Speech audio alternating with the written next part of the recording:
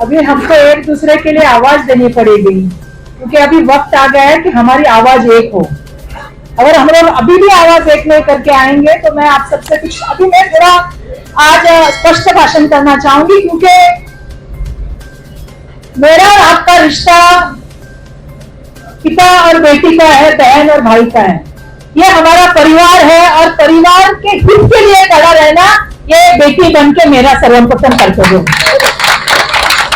मैं बहुत सी चीजों के ऊपर, मैंने बहुत से लोगों ने सवाल पूछे, उसके ऊपर बात करना चाहूंगी। हनीम भाई ने, मकवाने साहब ने एक मुद्दा किया, शकील भाई ने एसोसिएशन की बात की, हमारे अंसार भाई ने क्या क्या मांगे उसकी बात की। लेकिन सबसे पहले तो मैं कुछ चीजें पूछना चाहती हूँ। हम अगर सब्जी भी लेने जाते हैं मार्केट में या कपड़ा भी लेने जाते हैं, हम 10 बार देखते हैं कि ये दुकान का अच्छा है कि वो दुकान का अच्छा है कि क्या है, इतना हम लोग उसकी मालूमात करते हैं। कोई चीज खरीदनी हो तो हम लोग देखते हैं कि कौन सी चीज अच्छी है। लेकिन जब हमारे घर की बात आ रही है तो भी हम नहीं पूछ रहे कि हमको क्या मिलने वाला है, कहाँ मिलने वाला है, तो कैसे चलेगा बताइए। मैं उस मीटिंग का जिक्र नहीं करना चाहती थी, लेकिन मुझे जिक्र करना पड़ेगा, क्योंकि अभी दिसंबर में आएगा एमपी का इलेक्शन, बराबर है कि नहीं? 4.5 साल से कहाँ थे? 9.5 साल। 9.5 साल। मेरा उनसे सवाल है, पहले तो आप लोग को मैं कुछ सच्चाई बताना चाहती हूँ और आप लोग को सच्चाई सुनना भी चाहिए, क्योंकि कल के लिए मैं आपको तैयार कर रही हूँ। फिर कल आप लोग ये नहीं कहेंगे कि वर्षा रहकर आई, भाषण करके गई और उसने हमको ये चीज क्यों नहीं बोली, क्योंकि मेरा घर वाले करके करते हुए हैं। कल मैंने खुशखबर निकाली कि यहाँ के सब लोगों को बचाने का काम किया। मैंने कहा और मैंने बहुत पॉइंटेड सवाल पूछे, शायद शकील भाई को मराठी नहीं समझ में आए, लेकिन मैंने बहुत पॉइंटेड सवाल पूछे। यहाँ की पहले बात करती हूँ कि आपने यहाँ पे 2001 का, क्योंकि मुझे मालूम है जब एनके लालाचार की पहली बात आई, जब नोटिस दी, पहले सिर्फ 27 लोग को पात्र किया, फिर हमने जाके बैठ के लगा के 4-5 लोगों की टीम, हमने 335 लोगों को भी पात्र किया, अभी भी 90 लोगों को अपात्र किया। तो मैंने बोला पहले तो आप मुझे बताओ, आपने नोटिस दी और आपने कौन सा क्राइटेरिया लगाया? उसका जवाब वो दे नहीं पाए, क्योंकि मैंने कहा कि आप डीआरपी को नहीं, हाईकोर्ट का ऑर्डर है कि धारावी में 2011 तक तो मान्यता मिलनी चाहिए, तो आपको एक्सेप्ट करनी पड़ेगी। दूसरा मैंने ये पूछा कि आपने आके नोटिस लगा दी, उसके ऊपर तो आपका सिग्नेचर ही नहीं है, क्योंकि अचानक से मैं यहाँ पे आ रही थी कि मैंने नोटिस देखी, यहाँ पे ये देखिए सामने लगी, अभी आपके सामने लगी, भैया आप कैमरा दिखाओ, उसके ऊपर नोटिस में साइन नहीं है। कौन इस नोटिस को सच मानेगा अगर जिसके ऊपर अधिकारी की साइन नहीं है? तो मैंने उनको कहा कि आपने उसमें लिखा है, नीचे पढ़ना आपको अलॉटमेंट मिलने वाला है 13 तारीख को। तो मैंने पूछा अलॉटमेंट कौन सा मिलने वाला है, कहाँ मिलने वाला है? तो मैंने वो हमारे पास उपलब्ध माहौल गांव है, तो मैंने उनके सामने हाईकोर्ट की ऑर्डर रख दी। मैंने कहा माननीय हाईकोर्ट ये कहता है कि वहां पे लोग रह नहीं सकते, वहां पे हेल्थ के लोगों को इश्यू हो रहे हैं, तो वहां को किसी को भेजना नहीं है। इसके ऊपर असेंबली में चर्चा हुई, उसके ऊपर मैंने भाषण किया और आप इनको शिफ्ट कैसे कर सकते? मैंने शिफ्ट की बात की नहीं, यही जवाब था उनका। मैंने कहा कि अवेलेबल थे, ठीक है, मैंने बोला वो भी नहीं है, तो फिर अगर आपके पास पीएपी नहीं है तो आपने 13 तारीख को बुलाया किस चीज के अलॉटमेंट करने के लिए? उनके पास उसका भी जवाब नहीं था। फिर मैंने ये कहा कि आपसे पहले किरण विदाकर थे, जब ये नाले के काम का काम तो हमने मंजूर करा के लिया था, तब तय ये हुआ था। आज बीएमसी की पॉलिसी, क्योंकि पॉलिसी के ऊपर बात करती हूँ तो उनके पास जवाब नहीं रहता, आप समझ लो। हवाई नेता बहुत बात करते हैं, लेकिन गवर्नमेंट में हवाई बात नहीं चलती, कागज चलते, कागज और कानून चलता है, ध्यान में रखिएगा, वो आपको समझना पड़ेगा, क्योंकि मैं आगे की स्टोरी पे आने वाली हूँ।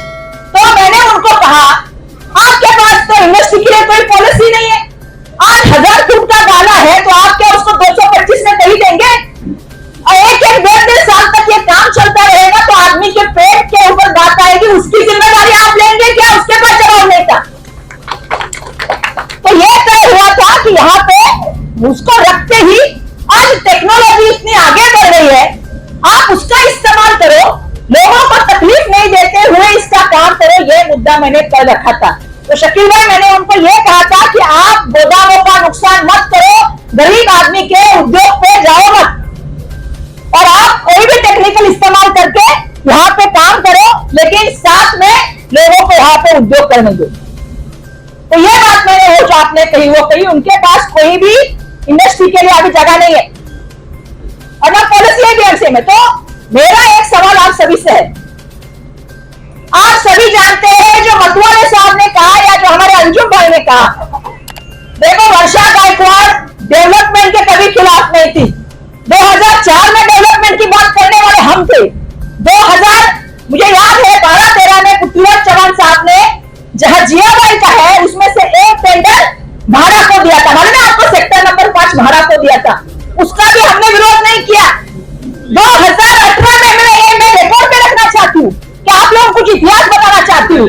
2018 में इसी चीज का टेंडर देवेंद्र फडणवीस जी ने किया था जब वो राज्य के मुख्यमंत्री थे और वो बीजेपी के नेता थे, मतलब आज भी बीजेपी के नेता है और राज्य के मुख्यमंत्री देवेंद्र फडणवीस जी थे।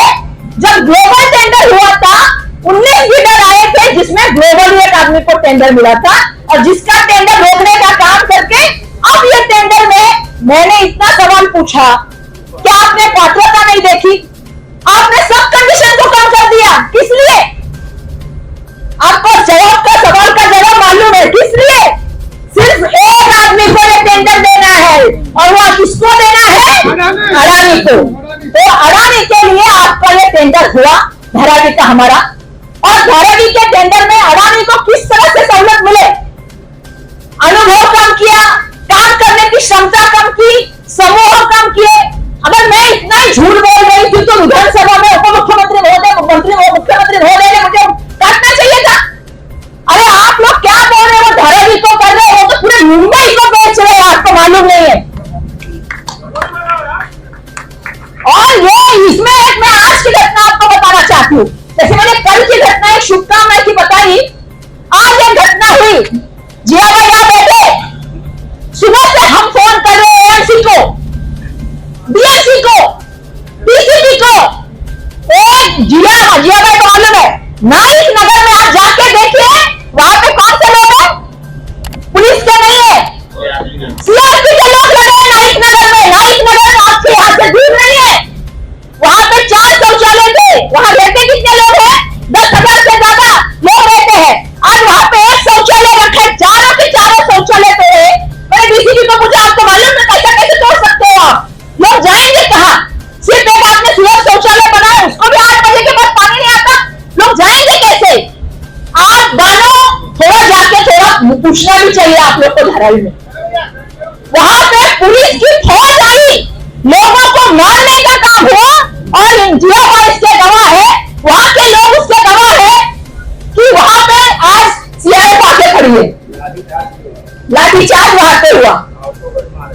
तो मैं ये सवाल आपसे पूछना चाहती हूँ, किस लिए दहशत हो रही है? धारावी में 2000 से ज्यादा लोगों को नोटिस दिया, किस लिए दहशत हो रही है? भाई साहब आप 7 लाख लोगों को धारावी में की बात कर रहे थे ना, उन्होंने नहीं नहीं लिखा है, 7 लाख लोगों को बाहर हम कर देने वाले हैं, ये उन्होंने एफिडेविट में लिखा है। आप लोग को मालूम ही नहीं है। देखिए ये अडानी नहीं है, ये मोदी है, ये मैं यहाँ से कहना चाहती हूँ, ये पहले समझ लीजिए।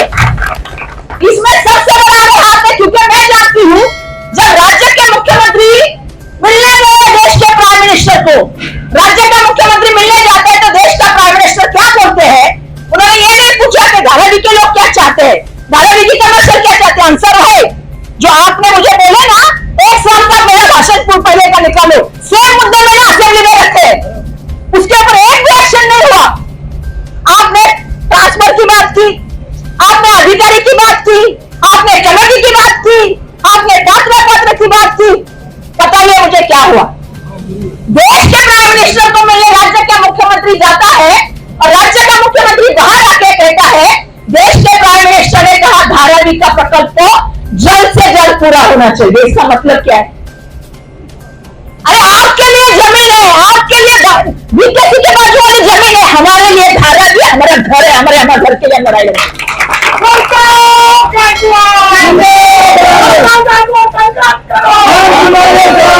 हमें एक साथ वो बात सही बोले, हमें मुत्तहिद तो होना पड़ेगा।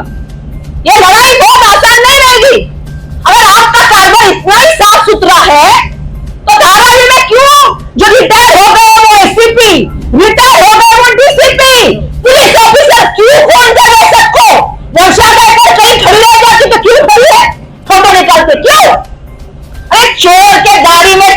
पूरी दाल काली है, मैं आपको बताना चाहती हूँ। क्यों डरे? और एक औरत से डरते हो? आज मैं पूछना चाहती हूँ, उस दिन आप स्टेज पे थे, पूछना चाहिए था, हमारी जिम्मेदारी लोगे तुम? करोगे मोदी के साथ झगड़ा? करेंगे राहुल शर्मा और मोदी के अगेंस्ट जाके बात? करेंगे अडानी के खिलाफ जाके बात? लड़ेंगे हमारे लोगों के लिए? लड़ेंगे क्या? हाँ? तो हमें भी ऐसा समझ कर बोलना पड़ेगा राजनीति कहाँ जा रही है। और अगर मोदी के खिलाफ आज कोई लड़ सकता है तो राहुल गांधी लड़ सकता है। इसलिए मैं आपको यहाँ कहना चाहती हूँ कि आइए हमारे लिए, हमने धारावी से बहुत प्यार किया है और आपने भी धारावी से प्यार किया है।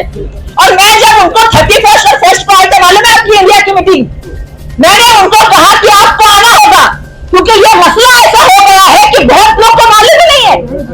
अरे आपको मालूम नहीं है आपको घर कहां देने वाले हैं? आपको ये भी नहीं मालूम है कि 9 किलोमीटर कंडीशन तो मैंने इतनी बोली है कि उसकी इतनी कंडीशन बदली है, वो तो मैं बोलना भी नहीं चाहती कि उसको क्या क्या फायदा है। वो तो भाषण आप सुनोगे तो आपको पता चल जाएगा। लेकिन आपको जो बोल रहे बार बार ना कि हमें कमर्शियल की बात मालूम नहीं है, हमको इंडस्ट्री की बात मालूम नहीं है, तो मीटिंग किस बात की थी? तो मीटिंग किस बात की थी? और आपको मालूम है कि पूरा वो सेक्टर जो है वो कमर्शियल होने वाला है। कमर्शियल स्ट्रक्चर का फायदा अगर किसको मिलने वाला है तो अडानी को मिलने वाला है, ये ध्यान में रखिएगा। और हम लोग समझना नहीं चाहते। हमको ऐसा लगता है कि वर्षा गायकवाड़ क्यों विरोध कर रही है। मैं व्यापारी नहीं हूं, मैं वर्षा गायकवाड़ आपकी बेटी हूं, आपके साथ खड़ी होंगे। आप बोले ये क्या मान्य करूंगी, आप बोले जाना है चलो, लेकिन मैं इसलिए कर रही हूं कि कल रोने से पछताने से कुछ फायदा नहीं है। आज अगर लड़ाई लड़ेंगे तो कल अपने हक पाएंगे। ये पूरा टेंडर उसको मिलने के लिए सब चेंज किया। आज सब जो व्यवस्थापन चल रहा है, पौना घंटा भाषण का जवाब नहीं दिया, लेकिन इलेक्शन के बाद असेंबली के बाद जवाब मिला। आज हर आदमी को ऑफर है। क्यों है? क्यों नहीं आपसे डायरेक्ट बात करते? क्यों सबको बंद कमरे में मिलते? अगर आपको मिलना है तो उजाले में आके मिलिए, मैं सामने खड़ी हूं ना आपके। तो हमको ये लड़ाई समझनी पड़ेगी। आज हमारी लड़ाई हमारे घर के लिए आई है, हमारे आश्चर्य के लिए आई है कि हम लोग सब लोग साथ में नहीं आएंगे। 400 का एरिया ये, लेकिन मैं ये चीज बताना चाहती हूँ आपको, पहले तो इनको ये समझाना पड़ेगा, हमको सबको समझ के चलना पड़ेगा कि ये जो सब होने वाला है उसमें 3.5 सेक्टर तो खुद अडानी को मिलने वाला है। आपको मालूम ही नहीं है। सब बिजनेस का सबका क्यों नहीं आके प्रोजेक्ट लगाते कि किसको कहां घर मिलेगा, कौन से सेक्टर में कौन सा आदमी रहेगा। पूछिए, जिस सेक्टर में मैं रहता हूं उसी सेक्टर में मुझे घर मिलेगा क्या? क्यों नहीं पूछा? किसी ने पूछा क्या? आप इसका जवाब दीजिए, बोल बोल जवाब। हम आपकी कमेटी बनाएंगे, हम आपका ये बनाएंगे। कितने दिनों में कौन सी कमेटी बनी? किसका जवाब दिया? जो आप कह रहे हैं ना कि हमारी ये मांग रखी है, सब मांग मैंने रखी है, क्योंकि मुझे मालूम है कि हमारे लोगों की समस्या क्या है, हमें किस चीज के लिए न्याय चाहिए। पर जब आदमी गुंडागिरी पे और इस पे उतर के आ जाए तो उसको कुछ नहीं कर सकते। आज मुझे दुर्दैव से कहना पड़ रहा है कि आज जिस तरह से महिलाओं को मारा गया, पुलिस का इस्तेमाल करा गया, लोगों को वहां से उतर के जाके धरन पुलिस स्टेशन में जाके बिठाया गया, और आज सीआरएफ वहां पे खड़ी है, पर हमारे घर के लिए हमें बाहर भेजेंगे। आपको दूसरा जीआर तो मालूम ही नहीं है। कुछ लोग बोलते हैं आपको मालूम नहीं है। अरे जीआर तो ये है कि यहाँ से 9 किलोमीटर बाहर भेजा जाएगा। आपको मालूम ही नहीं है, वो भी अपात्र करेंगे उसको।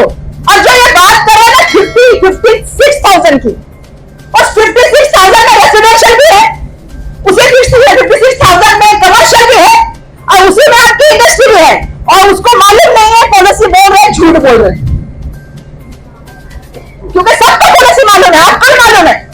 ये पॉलिसी बदलने का काम दिन रात इनका चल रहा है। इनको यहाँ पे से लोगों को बाहर निकालना है। मुझे बताइए ना, अचानक 2,000 लोगों को नोटिस मिलती है, अचानक से 400 जगह तोड़े जाते हैं। क्यों राजीव गांधी को नोटिस मिलती है?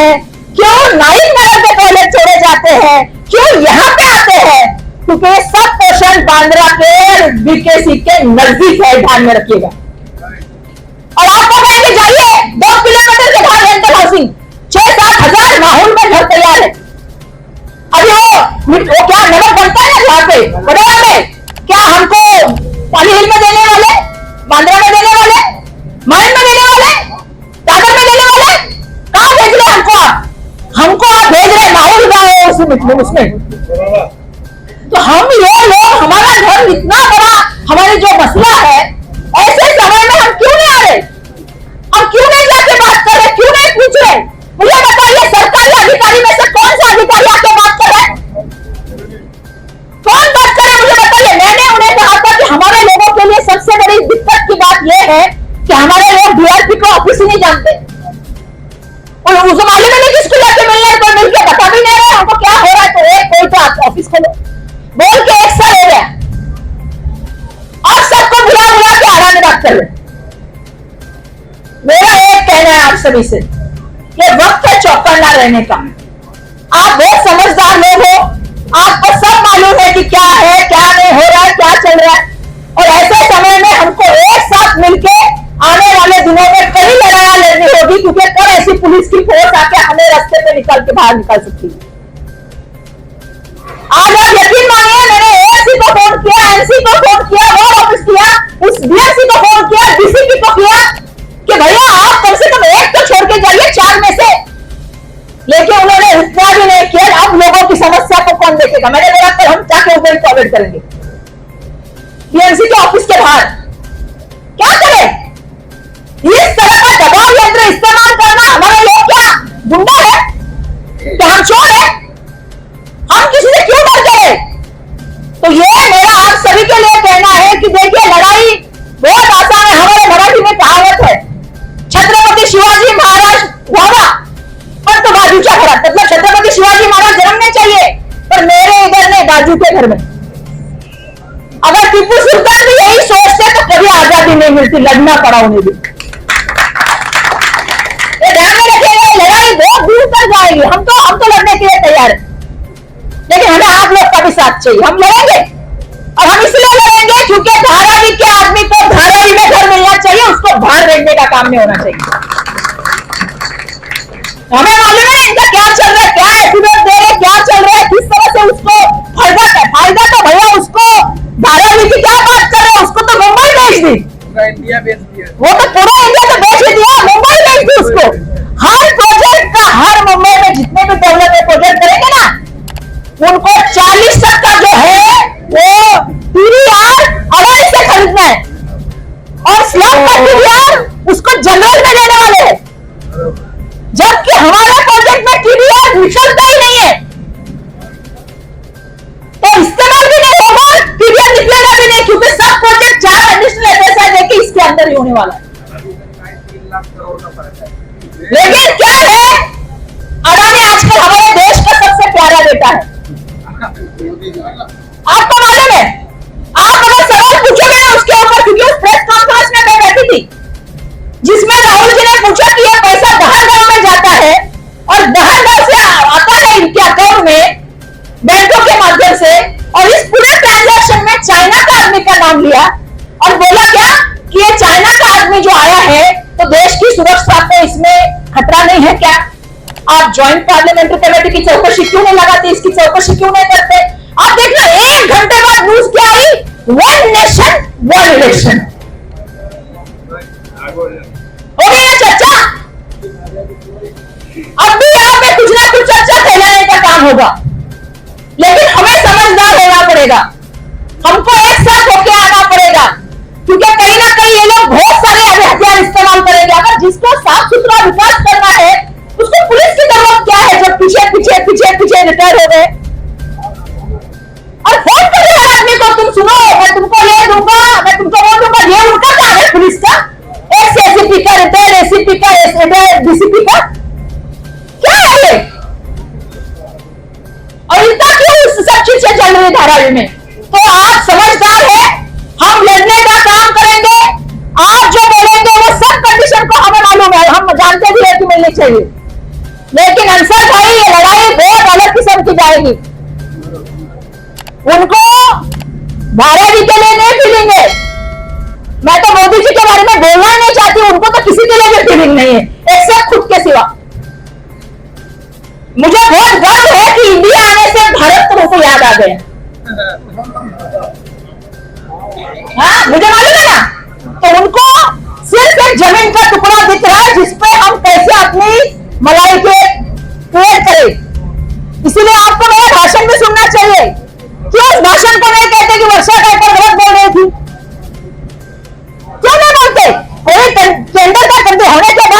कंडीशन चेंज होती है क्या टेंडर में? ऐसा कभी होता है क्या राजनीति में? कभी आपने किसी को भी पूछे? टेंडर के बाद अगर कोई कंडीशन चेंज होती तो वापस टेंडर होता है। एक आदमी को टेंडर देने के लिए दूसरे आदमी का टेंडर उससे भी आधे से कम, और तीसरे का तो क्या बोलते हैं टेक्निकली फेल। अरे ऐसा होता है क्या? तो हमें एक साथ ध्यान में रखना पड़ेगा। अगर हमें हमारा दुकान बचाना है, हमें हमारी इंडस्ट्री बचानी है, हमें हमारा घर बनाना, घर बचाना है, तो साथ में मिलकर चलना है।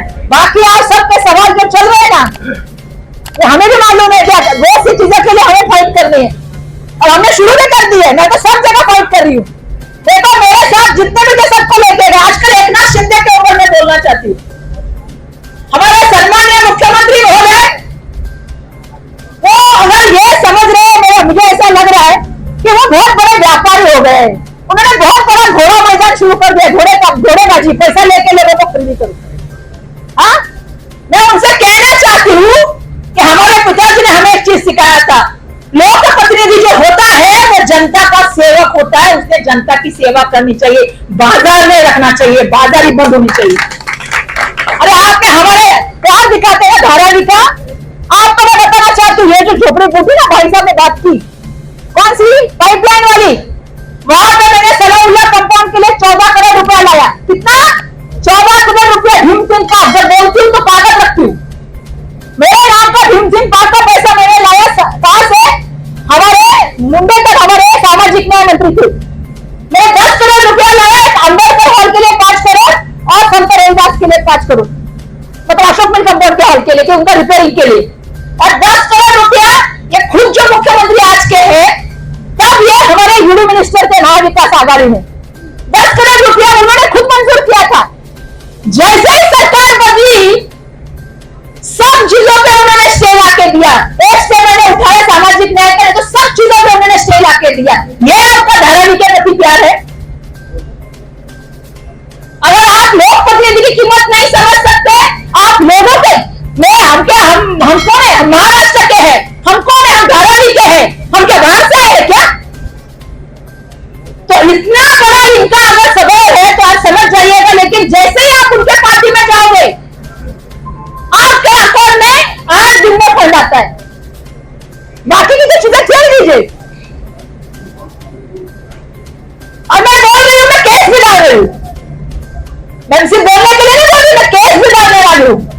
क्योंकि ऐसे मैं बोलना चाहती हूँ ऐसे मुख्यमंत्री जी को कि आप समझ जाइएगा, सत्ता का दुरुपयोग करना कोई सीख सकता है तो आपसे सीख सकता है। मोदी जी, आपने दुनिया को दिखा दिया कि सत्ता का इस्तेमाल करके ईडी, सीबीआई, वीआईपी हर बिजनेसमैन के मन में होता है, लेकिन बेचारा बोल नहीं सकता। लेकिन वर्षा गायकवाड़ शहीद होने को तैयार है, क्योंकि आप हमारे सपोर्ट हैं।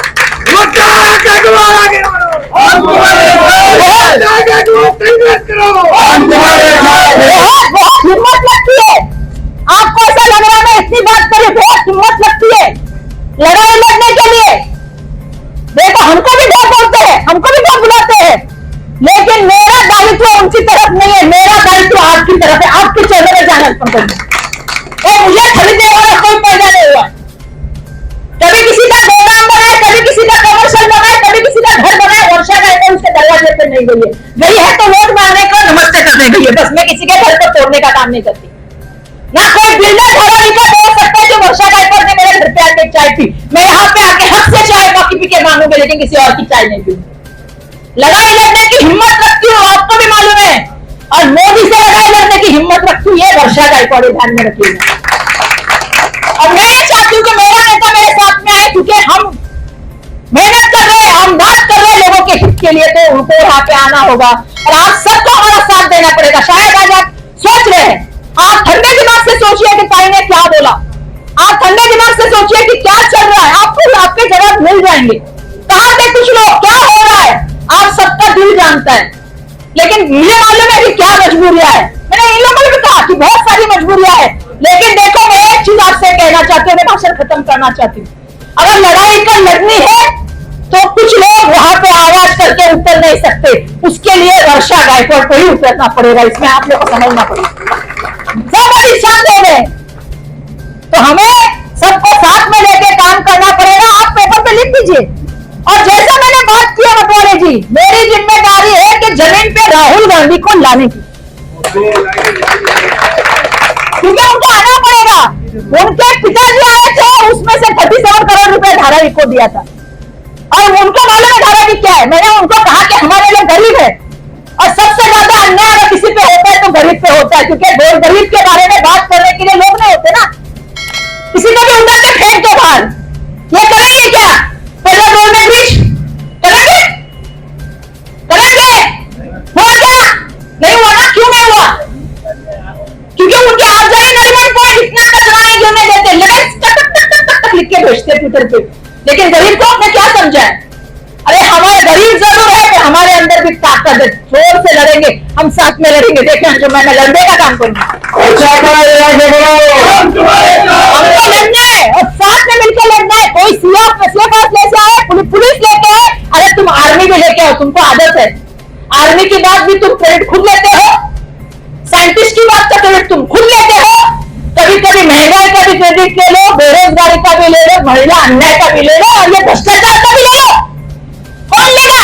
सिर्फ अपना क्रेडिट लेते हो। ये जिम्मेदारी किसकी है? लो उसका भी क्रेडिट। बोलिए क्या?